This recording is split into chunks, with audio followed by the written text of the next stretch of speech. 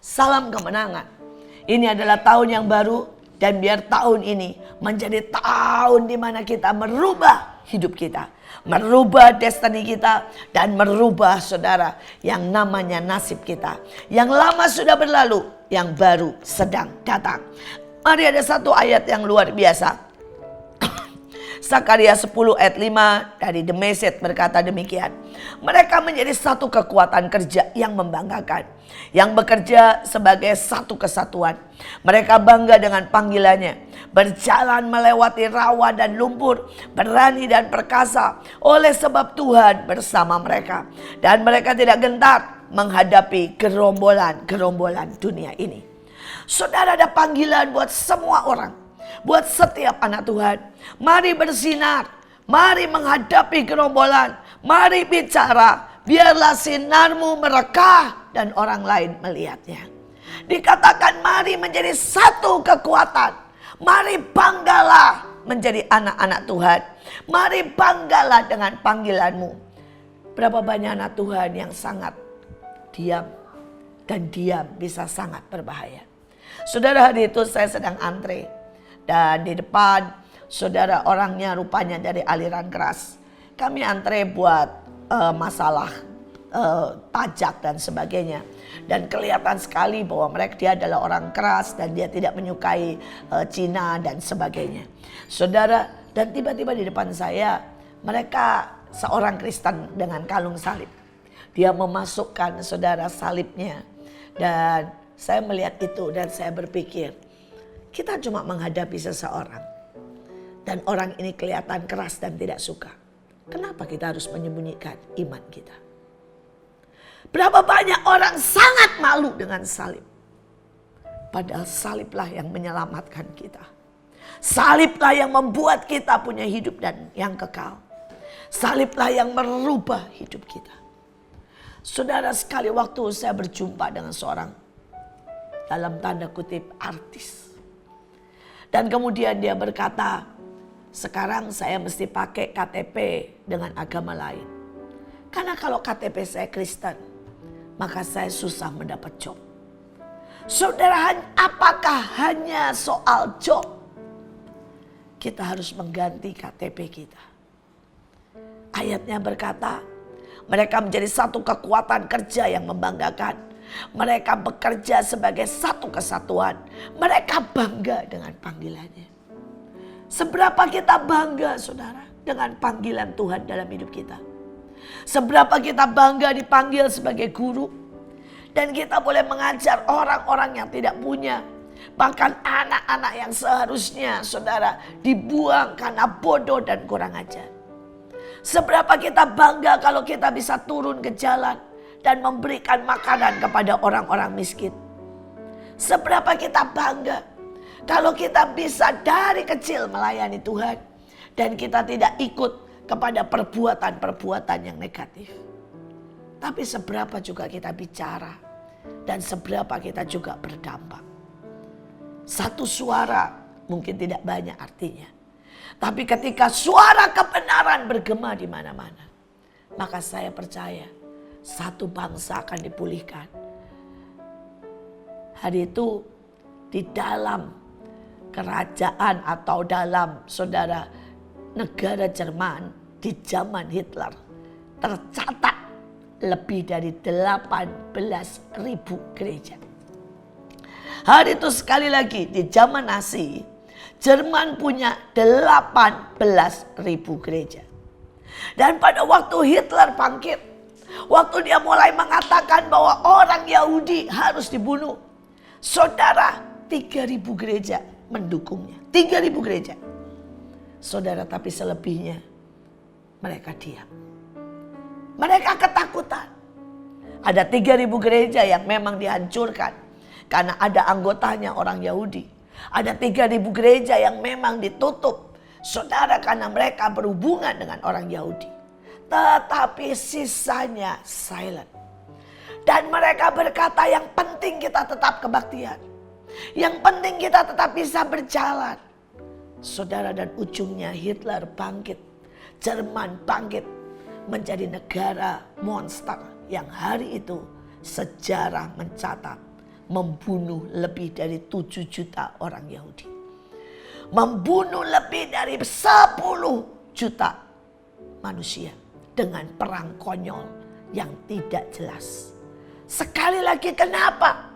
Ada 18.000 gereja. Saudara, dan mungkin satu gereja berisi 100. Berisi mungkin bahkan bisa 500. Coba kalikan. Tapi kenapa tidak ada satupun yang berdiri? Kenapa tidak bangkit? Kenapa tidak mereka berteriak dan menyuarakan kebenaran? Hari ini saya mau berkata, kalau anak-anak Tuhan diam, generasi ini akan habis. Generasi yang berkata semua boleh. Generasi yang mental health-nya bahwa dikit-dikit lebih baik bunuh diri. Mereka yang berkata tantangan mereka adalah ambil silet dan menyobek. Mereka berkata cara mereka mengasihi adalah LGBT. Mereka yang berkata pacaran di bawah umur 12 tahun adalah normal. Sampai kapan gereja mau bangkit? Sampai kapan kita mau berkata bahwa kebenaran harus disuarakan? Jangan biarkan apa yang pernah terjadi merubah satu bangsa menjadi monster, menjadi pembunuh. Dan itu merupakan kehancuran Jerman. Jerman butuh lebih dari 20 tahun untuk bangkit setelah keadaan itu. Jerman terpuruk dan sampai hari ini mereka malu dengan hal itu. Dan apakah kita mau membiarkan generasi Z atau generasi apapun hancur dengan diam? Karena gereja tidak berani menyuarakan kebenaran.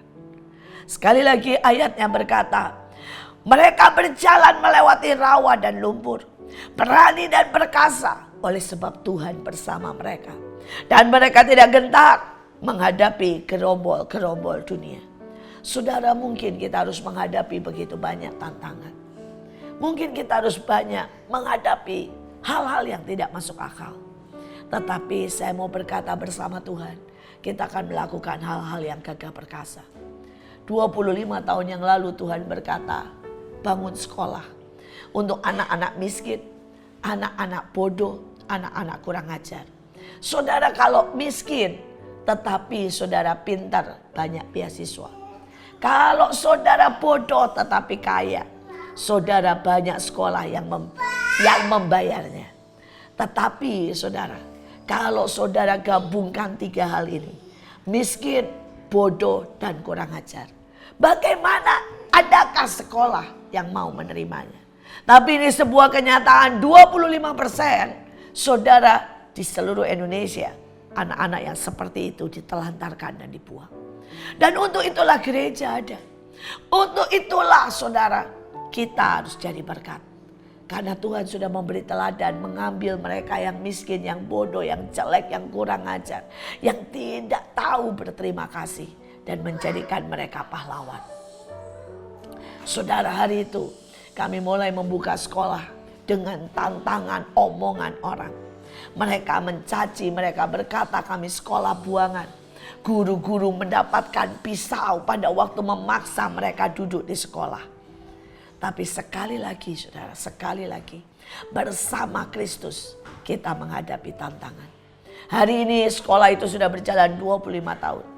Ada ribuan kesaksian bagaimana hidup anak-anak itu diubahkan. Hari itu ada seorang anak datang dan dia seorang perempuan, tapi dia menipu dan mencuri di mana-mana. Berkali-kali. Lebih daripada 5 kali kami dipanggil karena dia mencuri. Saudara, dan hari itu dekat Eptanas. Nilainya 3-4. Dan tiba-tiba jam 7 malam kami ditelepon. Anak ini kedapatan mencuri di Indomaret. Saudara, dan pada waktu kami datang ke sana, kami bayar. Dia cuma mencuri beng-beng, saudara. Kami bayar dan kami bawa anak itu. Dan kemudian gurunya mengajak dia makan malam. Pada waktu anak itu duduk dan dia di meja dan makan malam, anak ini mulai nangis dan berkata, "Miss, kenapa engkau tidak memarahi saya?" Dan Miss-nya cuma berkata, "Saya tahu engkau punya alasan kenapa melakukan ini." Tiba-tiba anak ini nangis dengan lebih keras. Saudara, dan dia bilang, papahnya seorang yang berada meninggalkan dia, menghancurkan keluarga dengan menikah lagi. Dan dia bilang, saya memang mau buat gara-gara. Saya mau bikin malu. Saya mau masuk penjara, saya mau bikin heboh. Supaya papa malu. Saudara, hari itu ibu ini atau guru ini memeluknya. Dan berkata, mari bikin papa bangga. Mari ampuni. Jangan hancurkan hidupmu. Saudara, dan tiba-tiba anak ini berubah total. Tiba-tiba nilainya 89. Dan singkat cerita, ini sudah kejadian sangat lama. Anak ini hari ini menjadi manajer di Dubai dengan penghasilan lebih dari 50 juta setiap bulannya.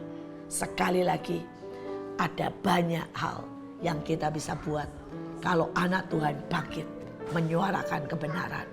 Tuhan Yesus memberkati.